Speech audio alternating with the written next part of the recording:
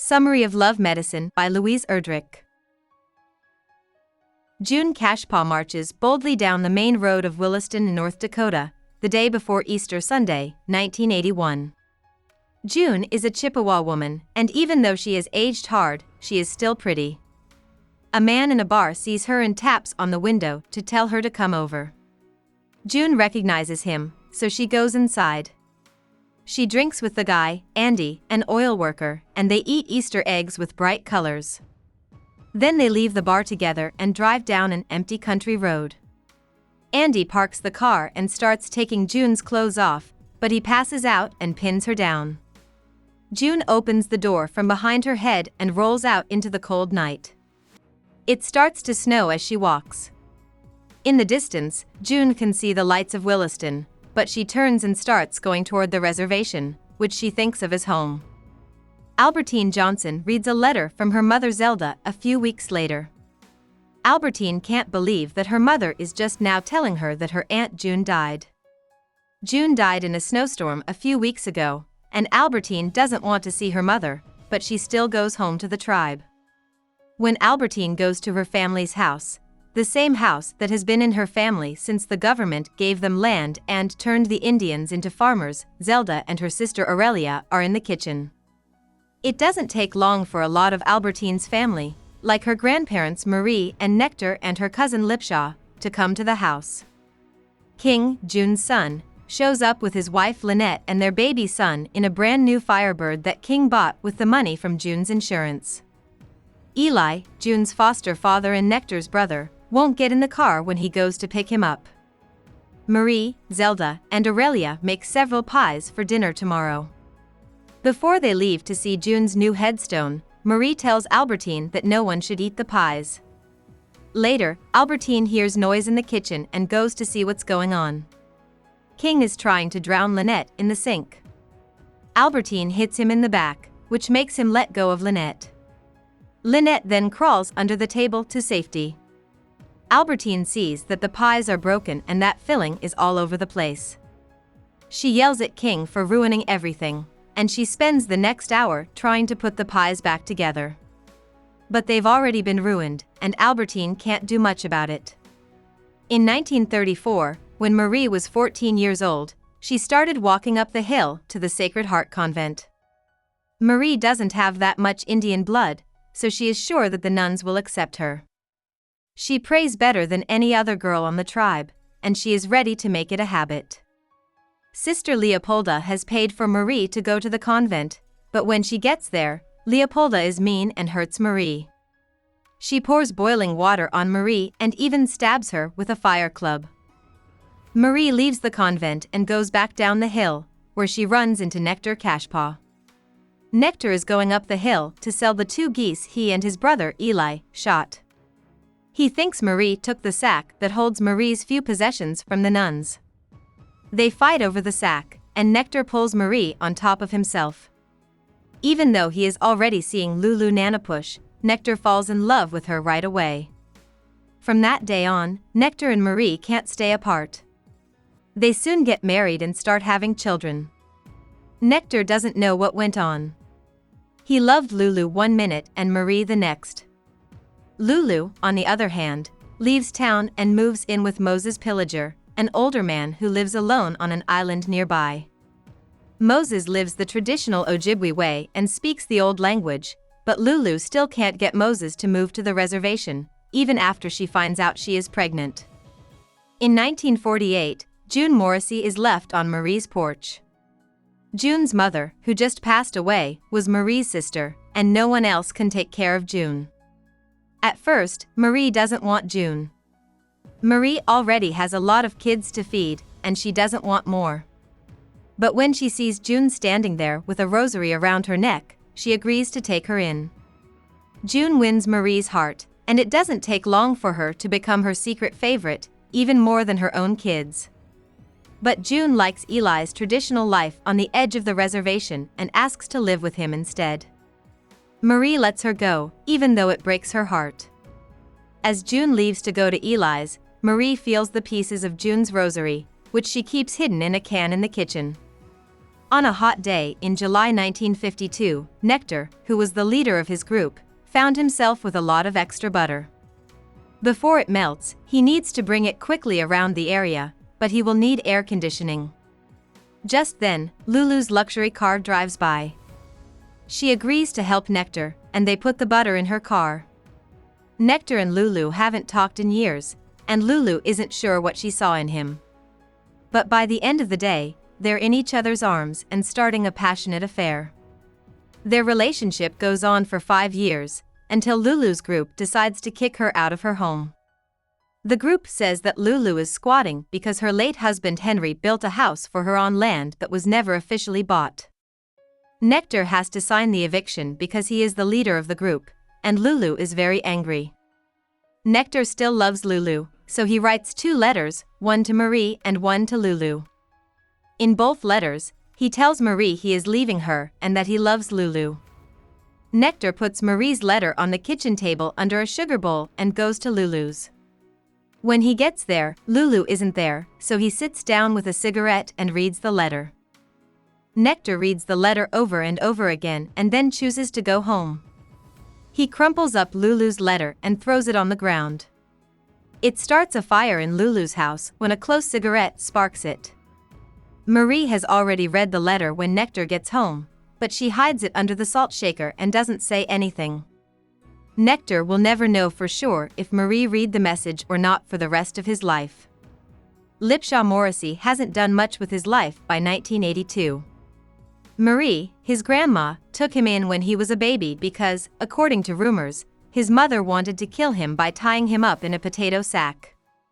Marie keeps telling Lipshaw that she saved him, which Lipshaw is thankful for but is getting tired of. From his point of view, he has already paid back his grandma. Lipshaw does whatever Marie wants, and since Nectar started going crazy, he is the only one who can take care of him. Lipshaw says that his grandfather Nectar's trouble isn't that he's slowly going crazy, but that he won't stop running after Lulu Lamartine. Lipshaw knows he has to do something when he finds Nectar and Lulu having sex in the laundry room of the senior living complex. Lipshaw has the touch, which is a kind of spiritual healing power that some Chippewa people have, but he can't reach Nectar. That's why Marie offers the love medicine. Like the touch, love medicine is a kind of traditional Chippewa magic that has a lot of power. Lipshaw thinks about the love medicine and plans to shoot a married pair of geese and give their hearts to Marie and Nectar. Since geese stay together for life, Lipshaw hopes that Marie and Nectar will too, so that Nectar will forget about Lulu. Marie gives Lipshaw Nectar's gun, and he goes on a hunt. When 2 geese finally land near his cover, he fires but just misses both of them. Instead, he goes to the food store and buys 2 frozen turkeys. The next day, Lipshaw gives Marie 2 hearts. She puts a raw heart in her mouth and calls Nectar to the table. She puts the raw heart on a bed of greens and tells him that the doctor told her to give him more iron. Nectar isn't sure what to do, but in the end, he puts his heart in his mouth. He keeps moving it around in his mouth, which makes Marie mad, so she hits him on the back to get him to swallow. Nectar, on the other hand, chokes to death. Lipshaw doesn't know if he or Marie killed Nectar, but when Nectar's ghost visits Marie and Lipshaw, Marie knows that the love medicine worked. Lipshaw admits that he had done something to the hearts. Lipshaw says that Nectar's love for them, not the love medicine, is what brought him back. Nectar also goes to see Lulu, and when she gets back from having surgery on her eye, Marie offers to help take care of her. Lulu and Marie become close friends, and Lulu soon tells Lipshaw all about his parents, June and Jerry. Lipshaw is Lulu's grandson. Jerry is her son, so Lipshaw is her grandson. She wants Lipshaw to know the truth about who he is and that June didn't try to kill him because she didn't want him to have a good life. Lulu thinks she has nothing to lose by telling Lipshaw the truth. Either she gets a child, or a kid who has never liked her stays that way. Then she tells Lipshaw to make a decision. Marie tells Lipshaw over the next few days that she doesn't trust banks and hides her money in her underwear box. She is an old woman, so she doesn't know what she will do with it, and Lipshaw can tell that she is telling him to take it. It's her way of telling him to leave the reservation and get some fresh air. He does, then. Lipshaw takes the money and joins the army in a town near the border. But he realizes right away that he was wrong and runs away. Also, Lipshaw wants to find his dad, who Lulu told him is going to the state prison. He is said to have shot a state cop, and he has been in and out of jail before. When Lipshaw goes to King and Lynette's place in Minneapolis, they seem to be in a strange way uncomfortable. Lipshaw thinks they know he is June's son, just like King, but their actions are more than just awkward. They start playing cards, and then they hear on the radio that Jerry Nanapush has gotten out of prison. Jerry walks into the room as Lipshaw cheers. He sits down and takes the cards from the table. It looks like Jerry and King were both in jail, and King told on Jerry's plan to get out, which made Jerry's sentence longer. Jerry asks Lipshaw, "Who are you?" He says, "Lipshaw Morrissey," with pride. Jerry is happy. He suggests a game of poker, and they decide that the winner will get the Firebird King, which was bought with June's insurance money. Lulu has taught both Lipshaw and Jerry how to cheat at cards, and Lipshaw has given himself a royal flush. As he puts down his cards, the cops start banging on the door, so Jerry sneaks out the back. When the cops leave, Lipshaw gets in his new car and goes away. On the way, he finds Jerry in the trunk. He drives Jerry to the Canadian border, and along the way, Jerry reveals that he is, in fact, Lipshaw's father. Lipshaw drops Jerry off at the border and feels a huge sense of relief. Even though his father has been in trouble with the law, he is a good person, and June only wanted Lipshaw to have a good life. Now that he knows, he is even more thankful for Marie. Lipshaw gets in her car and drives back to the neighborhood. About the author. Erdrich was born the first of 7 children to Ralph Erdrich and Rita Gourneau, who was half Ojibwe and half French Chippewa. Both of Erdrich's parents taught at a boarding school run by the Bureau of Indian Affairs in North Dakota. Erdrich's grandpa, Patrick Gourneau, was the head of his tribe, just like Nectar Cashpaw is in Love Medicine. Louise Erdrich is a member of the Turtle Mountain Band of Chippewa Indians. Erdrich went to Dartmouth College in 1972, which was the first year that women were allowed to go there. She got her English degree in 1976. Erdrich went to Johns Hopkins University and got a Master of Arts in Writing in 1979. In 1981, she married Michael Doris, an archaeologist who had been her teacher at Dartmouth. Together, they had 3 children of their own and adopted 3 more. In 1995, they split up. Erdrich has written a lot, and her writing is seen as an important part of Native American fiction. Erdrich's work often looks at Native culture and identity in the modern world. She is best known for her books, but she started out by writing songs and short stories, like The Red Convertible in 1974. Erdrich's first book, Love Medicine, came out in 1984. Many of the people in the novel also show up in Erdrich's earlier short stories. Love Medicine went on to win the National Book Critics Circle Award, and the same year, she released a book of poems called Jacklight, which was well received by both readers and critics.